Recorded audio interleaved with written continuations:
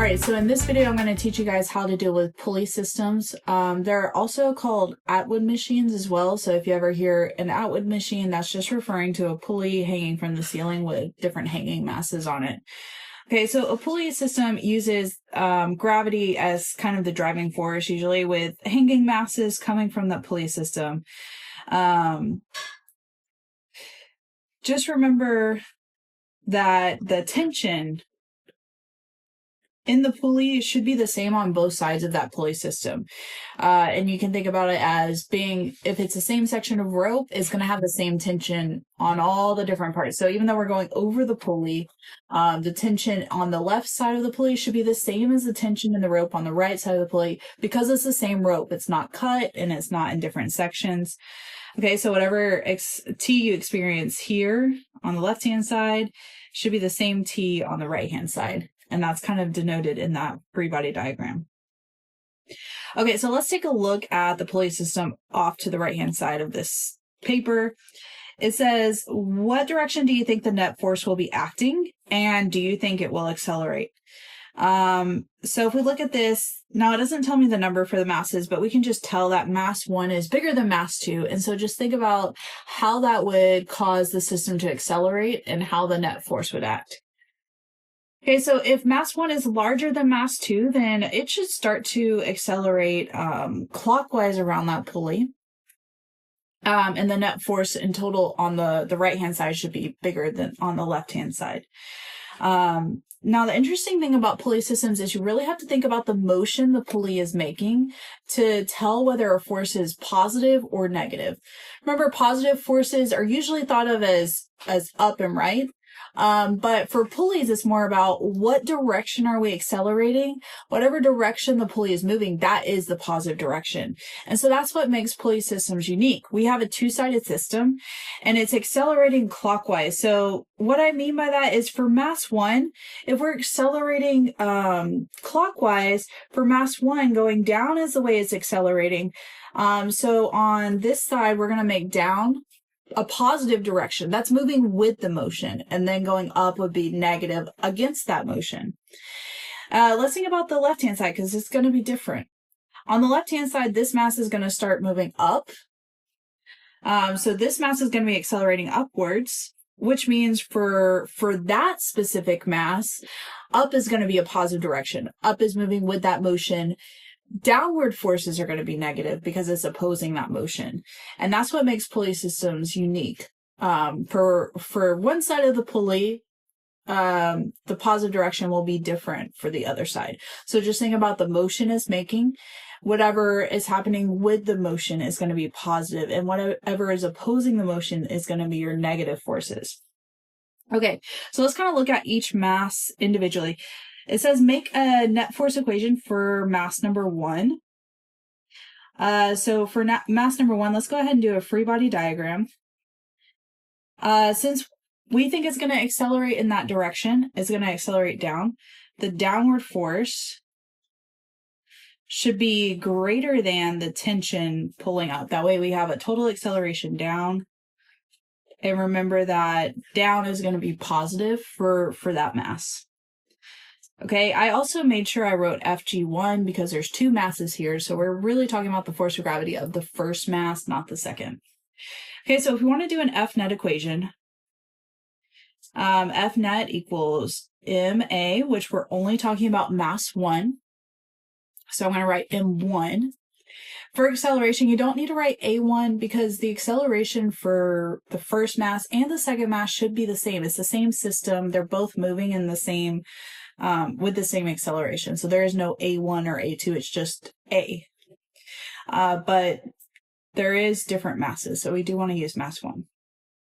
Now for the F net equation, remember we assigned a positive direction. For the right-hand side, being down is a positive direction because it's moving with that object. So my force of gravity is actually going to be positive, and then tension is working against that. So that would be my negative force.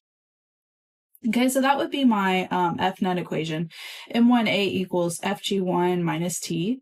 You could also replace FG with MG. And you should do that because usually you'll have mass and you always have gravity, acceleration of gravity. So that's a typical substitution. Substitute Fg with mg instead. Tension, I can't really substitute anything for that. So that's going to be it. Okay, let's look at the second mass. So for the second mass, I want to draw a free body diagram before I start. So for M2, we should actually have the exact same tension since it is the same rope. So I'm going to try to draw it the same size I did before. If it's not exact, it's okay. You get the point. For M2, we should be accelerating up. The motion is going to be up. So the force of gravity is actually going to be even smaller than that tension. Which I probably should have made the tension bigger, but it is what it is. Okay, and off to the side, I'm just going to write, it should be moving up. That's the way it's going to accelerate. And so for this object, being up is the positive motion. The upwards motion is going to work with the upwards force is going to work with the motion, and the downward force will work against. Okay, so if we're doing an F net equation on object 2, we're going to do M2A. Remember, acceleration is the same for both, but this is specifically about mass 2. This time, the positive force will be the tension. Tension is pointing up, and I said that up would be positive. So I'm going to add the tension and subtract the force of gravity. Okay, so there's my net force formula. I'm just going to make a quick substitution. I'm going to substitute Fg for mg. So let me just do that real quick. And that would be the final formula for that. There is a third option. So we just looked at doing a free body diagram of mass 1 and mass 2. There is also an option if you want to look at the entire system as a whole, which would mean you draw your boundary kind of around both masses. And you could also do an F net equation on both 1 and 2 together. Okay, so to think about your boundary being the entire system, you only want to focus on forces that are crossing that boundary. So if I look at what's crossing that boundary, it looks like Fg1 is going to cross and Fg2 is going to go across that boundary. What I do not want to consider is the tension. The tension is inside that system. It's internal and it's not external. So we're not going to consider anything in the bubble. We're only considering things that are crossing through the bubble. So we're only going to consider the forces of gravity.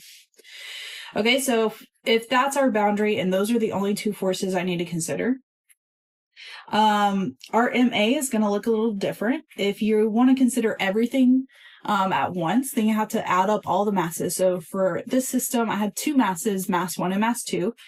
They will have the same acceleration. And then for the net force, I got two forces that are crossing the boundary. I have Fg1 and Fg2. What you need to figure out is which one should you add, which one should you subtract, or should you add both or subtract both. So think about the motion of the pulley. Fg1, the force of gravity 1, is acting with the motion. So that's going to be a positive thing. So Fg1 is going to be positive. Fg2 is going to be negative because it's opposing that motion. And you can even see that where we marked our positive and negative directions off to the side. So this would be what the formula would look like if I wanted to do a total system. So you can do each mass individually, or you can do both masses at the same time. Okay, so let's try an example of not two hanging masses, but one hanging mass and then another mass on a table.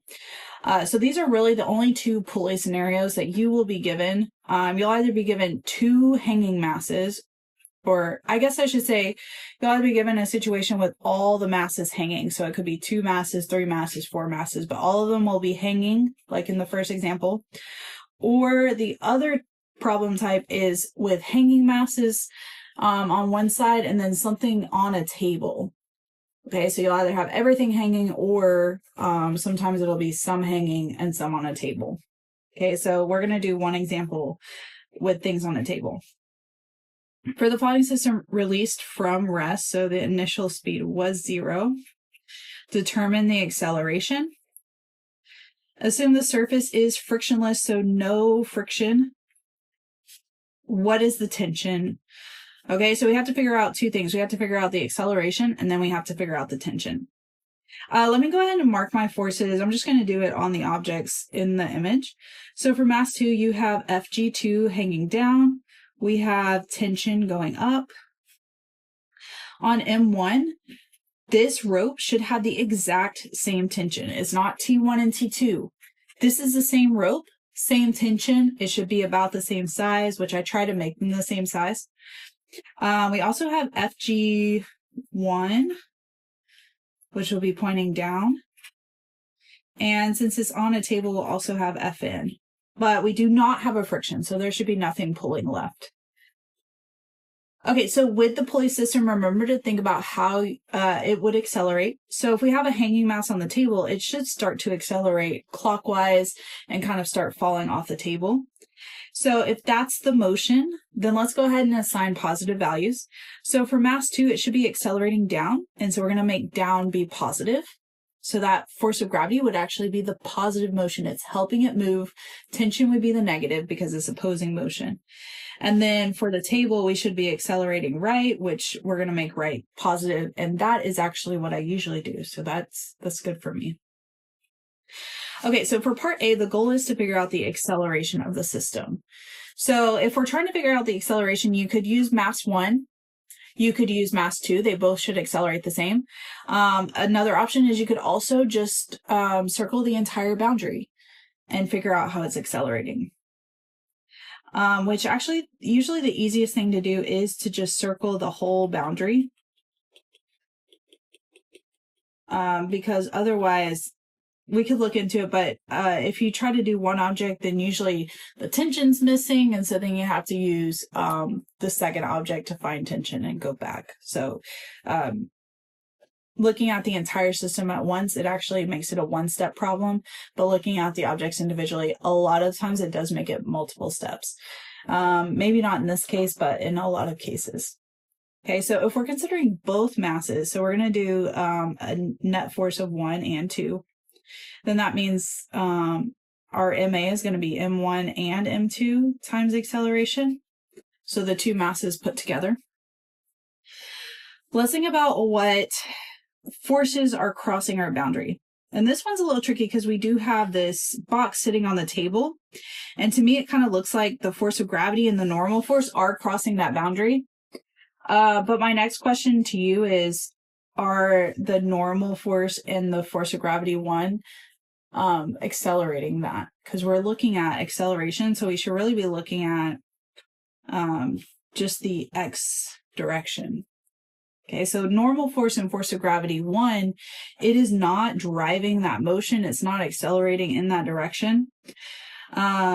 Tension, we don't want to consider tension because it's internal to the system.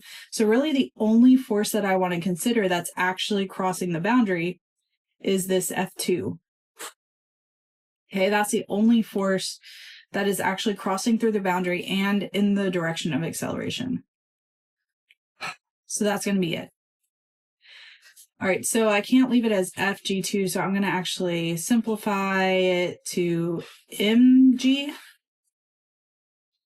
And then I do have to solve for A. That was the goal. So I need to move M1 plus M2 to the other side, which is pretty easy. It's being multiplied, so you can actually take the whole thing and divide on the other side. Okay, so acceleration is M2G divided by M1 plus M2. I'm going to go ahead and plug in my numerical value. So the mass 2 was 3 kilograms times 9.8 divided by, and then mass 1 was 7 and mass 2 was 3. So 7 plus 3 is 10.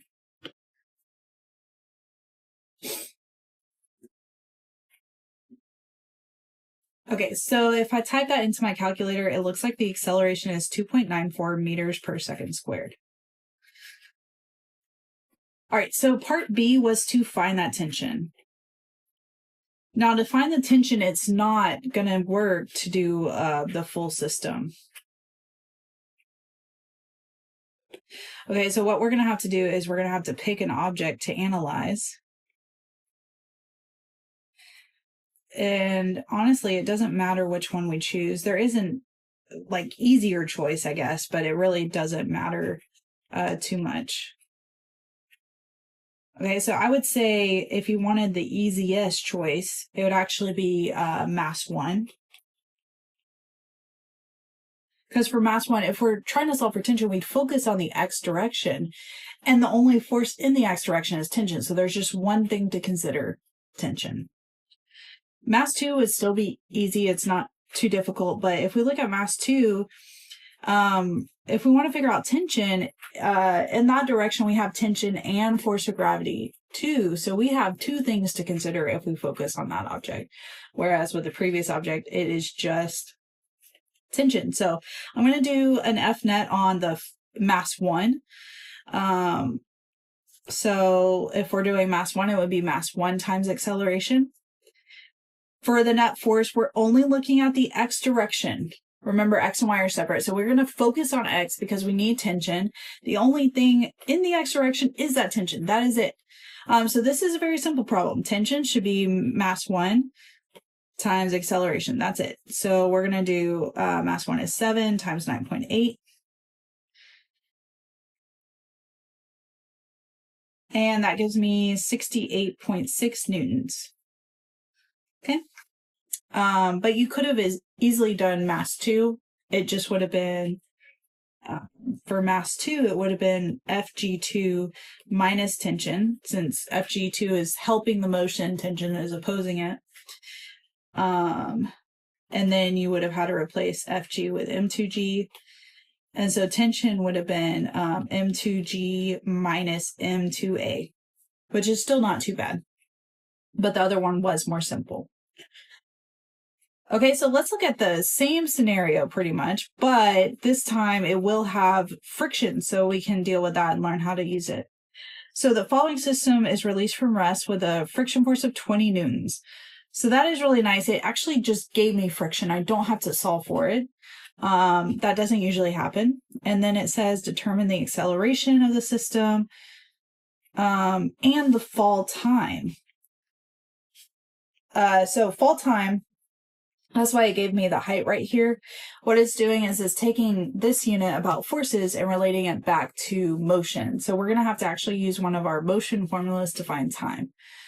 And then also it wants to know the coefficient of friction.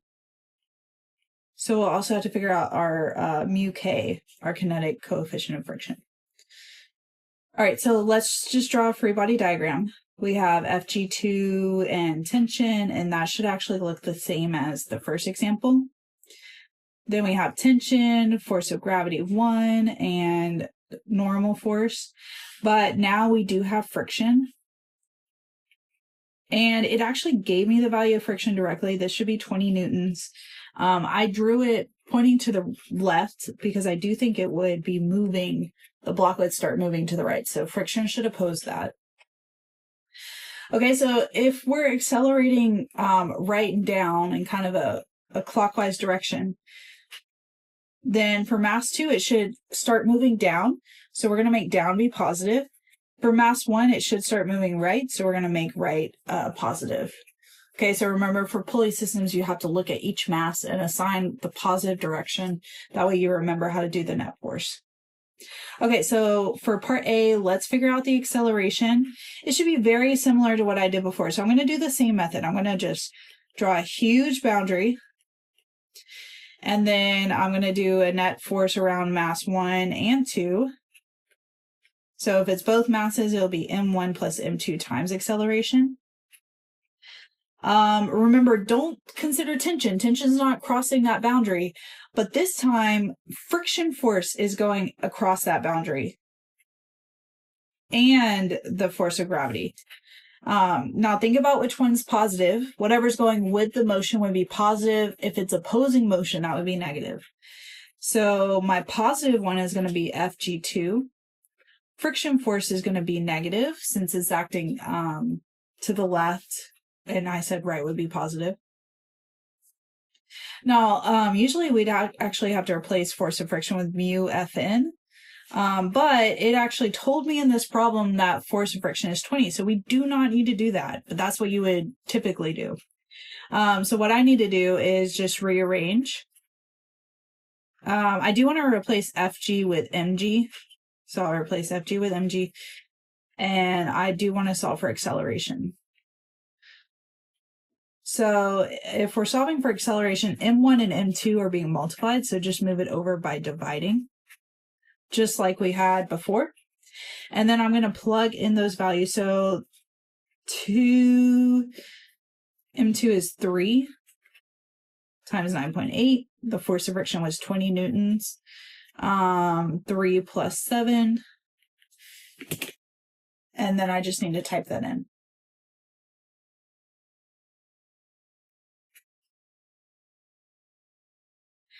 Which that does give us an acceleration of 0.94 meters per second squared. Let's just see if that's logical. So for the last example, it was accelerating with 2.94. Now I only have an acceleration of 0.94, but that does make sense because we have friction that's slowing it down and causing a lower acceleration. Okay, part B, it asks what time would it take to fall? So that's a kinematics equation. We need to look at our last unit. So let me make a list of my variables. It wants to know how long it takes to fall. So we're looking at y for the direction. We're looking for time. It is released from rest, so v naught is 0. The change in y is given. It's going to fall 0.9 meters, so I'm going to make it negative since it would be falling down. I do not know the final speed, and I probably will not know the final speed, so I need to leave that alone.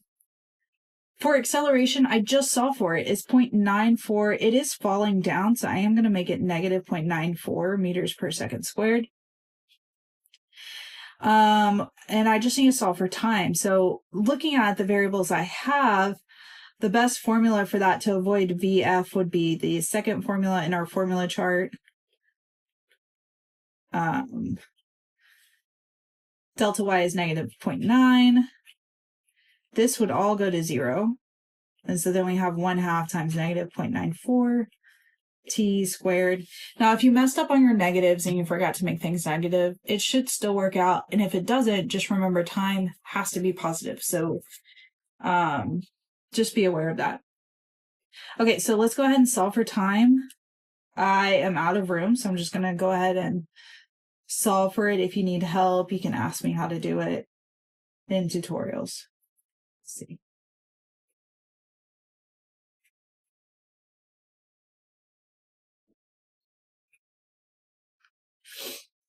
Okay, so I got about 1.38 seconds. What I did is I did 0.9 times 2, and then I divided by 0.94. And then to get my final answer, I square rooted that value. Okay, so for part C, it does want to know what the coefficient of friction is between the table and block. So we're going to have to look at friction. Remember, friction is equal to mu k Fn. We do actually have a value for force of friction, so we know that. For Fn, we should actually probably replace that with, let's look at the free body diagram. So for normal force, we know that it's going to be equal to gravity for this case. So we could actually replace Fn with the force of gravity 1, or m1g. And I do know all those values, so that would be a much better fit. We're solving for mu k, so go ahead and rearrange. For force of friction, we would need to divide by m1g to move that over. And that would give me my formula. And I just need to plug in my values.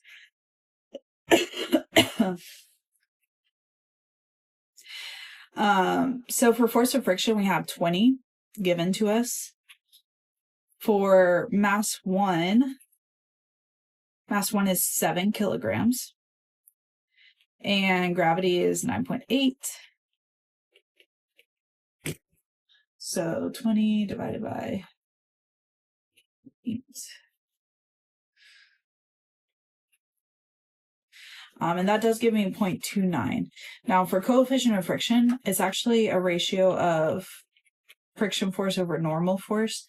And so you don't end up having any units at all because everything cancels. It's newtons divided by newtons. So there is no units for the coefficient of friction.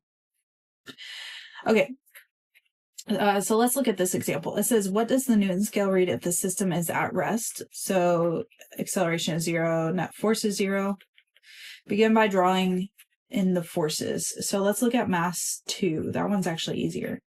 For mass 2, you have force of gravity 2, and then we have tension. Since acceleration is 0, they should be about equal in size, which I tried to do. So tension and force of gravity should be equal. Okay, so for mass 1, it's a bit more complex. We still have FG1. We still have tension, which should be about the same size as before, but we have an extra force. We have the force of the spring from the scale.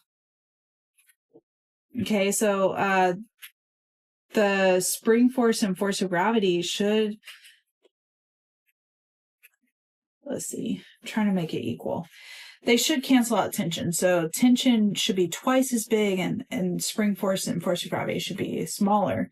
That way everything still does add up to 0, because that is the goal. If it's at rest, everything should cancel.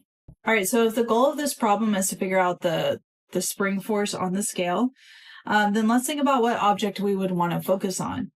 So if we're trying to figure out the force on the scale, then we really need to focus on object 1.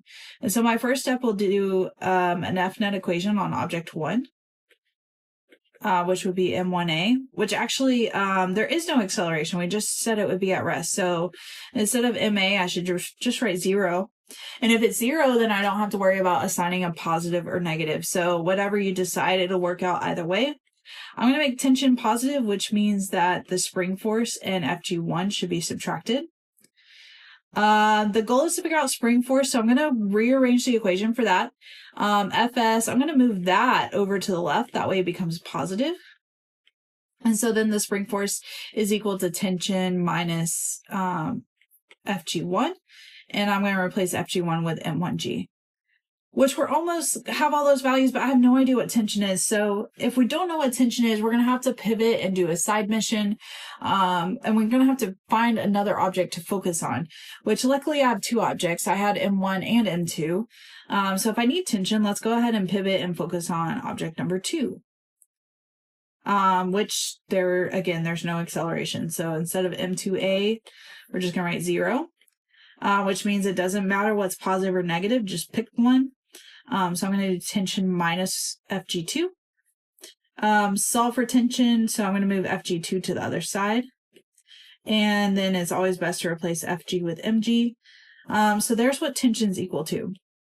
Now I'm going to take that and sub into the original formula. So tension I now know is M2G. Okay. And then I actually do know all of those values, so I can go ahead and plug in. M2 is 6. Ooh.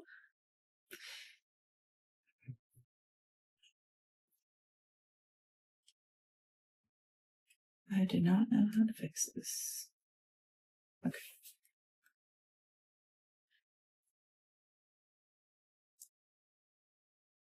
All right, so M2 is 6. Gravity is 9.8. M1 is 4. Gravity 9.8. So let's go ahead and plug that in.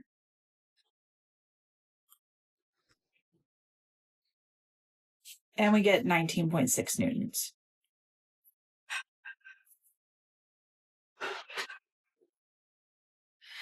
Okay, the next question says, once released, how long does it take before M2 strikes the ground? So we're looking for time. So it's another kinematic equation.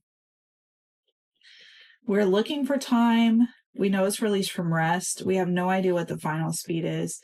The height is right here. So we're falling 1.5 meters. What we need to figure out is what is the acceleration, which we can use F equals ma to figure out.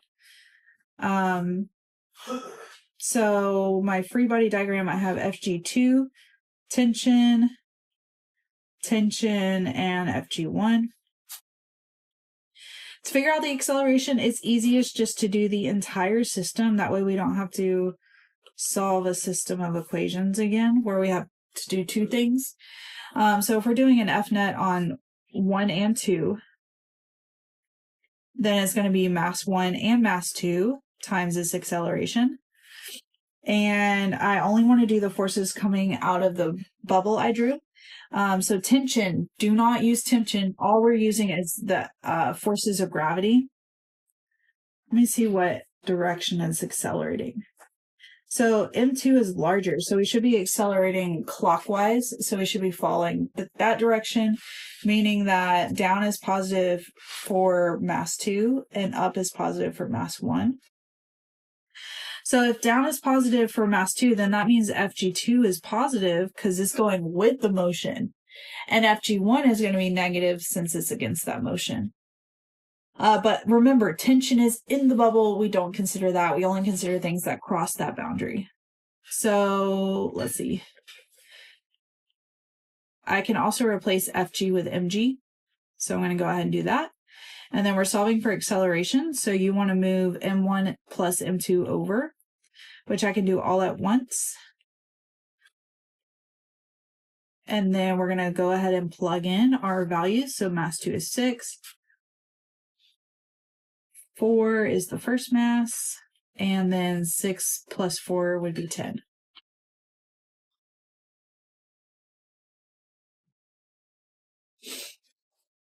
Okay, so then it looks like the acceleration is 1.96 meters per second squared. Now, when we're talking kinematics, it is falling down. And so that acceleration is negative 1.96 meters per second squared. Okay, so if we want to avoid the final velocity, we're going to have to use this equation. And I'm going to go ahead and plug in my values. So it's going to fall down 1.5 meters. There is no initial speed at all. So I'm going to skip that. And then we're going to have 1/2. The acceleration is going to be negative 1.96. And then we have t squared. Okay, so it looks like I'm going to have to do negative 1.5 times 2 divided by negative 1.96. And then the last thing I'm going to have to do is square root that.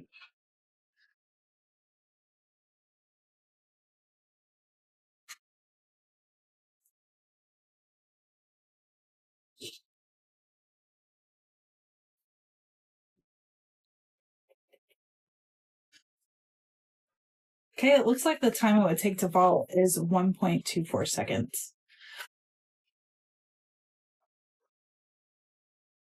All right, so we read this in class. I'm not going to read through it again, but I will explain the correct answer. So the correct answer is Carlos. Carlos is actually correct. It says the diagram for the hanging stone is okay, but there's a problem with the diagram for the box. The frictional force is acting in the wrong direction. So let's look at that friction force. The friction force would be the force on the box by the surface. That's what friction is. So he's saying this is the wrong direction. Okay, so let's look more into that. If you look at the motion of the box, it is actually moving to the right. So its speed is to the right. It is physically moving on the table to the right. But the confusing part is the acceleration. Since there's that hanging mass, it should actually start to fall down and accelerate in a downwards, like counterclockwise motion. And that's what confuses most people. So it's accelerating down, the net force is down. But if you read through the paragraph, it says someone has shove the box on the table. So since they shoved it forward, the box will momentarily be moving to the right, like it says, but then that hanging mass would cause it to eventually start moving left. But in this moment, the velocity is to the right, meaning that box is moving right. And friction doesn't care about where it's accelerating or where the net force is. Friction is all about just the motion of the box in that moment. So if we're moving to the right, the friction should be to the left. It has to be. So in the snapshot given above,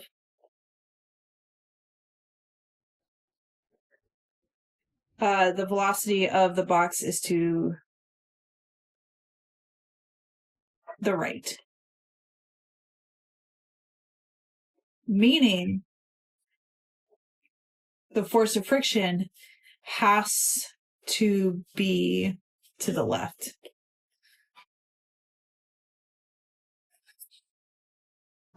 Okay, it doesn't matter what way it's accelerating. It doesn't matter what way the net force is. Whatever motion it's making in that moment, the friction should oppose it.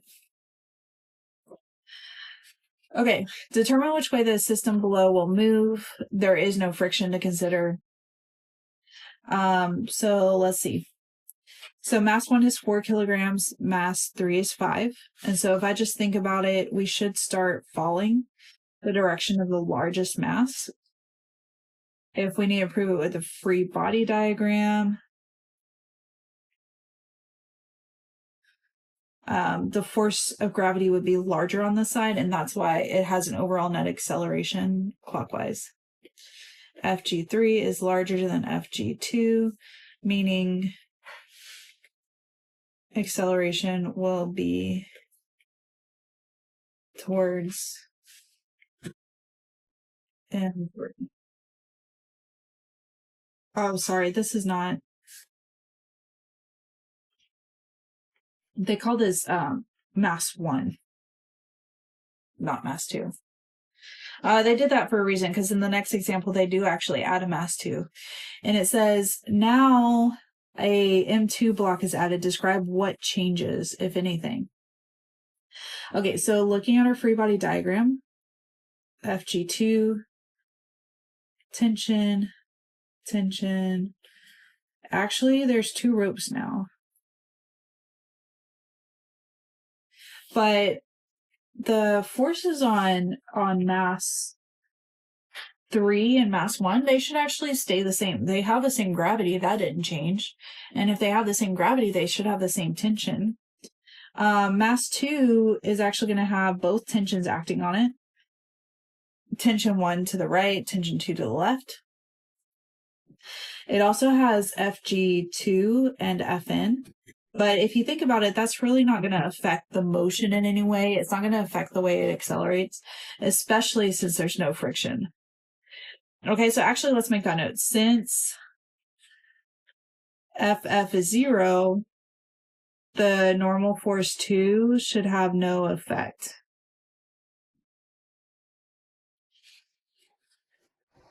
On acceleration. Okay, so we know that the mass of F2 is not going to make a difference for friction. I think the easiest way to think about this problem is to do a full body bubble. Let's look at the F net of the whole system. And then also compare it to the previous example. And my question to you is, did the forces crossing through that boundary change from situation 1 to situation 2? And if we look at it, the 2 forces crossing the boundary are FG1, which is exactly the same as before. The force of gravity didn't change, and FG3, which also did not change. They are still the same masses. So it is still FG2 minus FG1, but the masses inside the bubble have changed. Okay, so the net force is still the same. FG2 minus FG1. So the forces themselves, the arrows, the vectors, did not change. But the mass has gone up. We now have 3 masses in the system, mass 1, mass 2, and mass 3. So think about how that would affect acceleration. If the force was kept the same, but you increase that mass, then that means the acceleration must have gone down. Heavier masses have lower accelerations if the force is kept consistent. And that's all coming back to F equals ma. If you look at it, you can see the relationship. If F is kept the same and mass is increased, then that means acceleration needs to decrease to kind of compensate for that change. Okay, so they are inversely related. So our mass for this example did increase, and so the acceleration should decrease. Okay, so that's it for pulleys, some conceptual problems. Your two problem types will be pulleys where everything is hanging, and then pulleys where part of it is on some sort of horizontal surface like a table. So you could have one of each. Remember, for pulleys, you can draw an invisible boundary around a single box and just consider that. But sometimes the best method is to draw a boundary around the entire thing, where both masses are together, and then you do the F net equation just based on what's crossing through the boundary and not what's happening inside the bubble you created. Okay. In the next video, I will focus on ramps, and then we'll be done with this unit.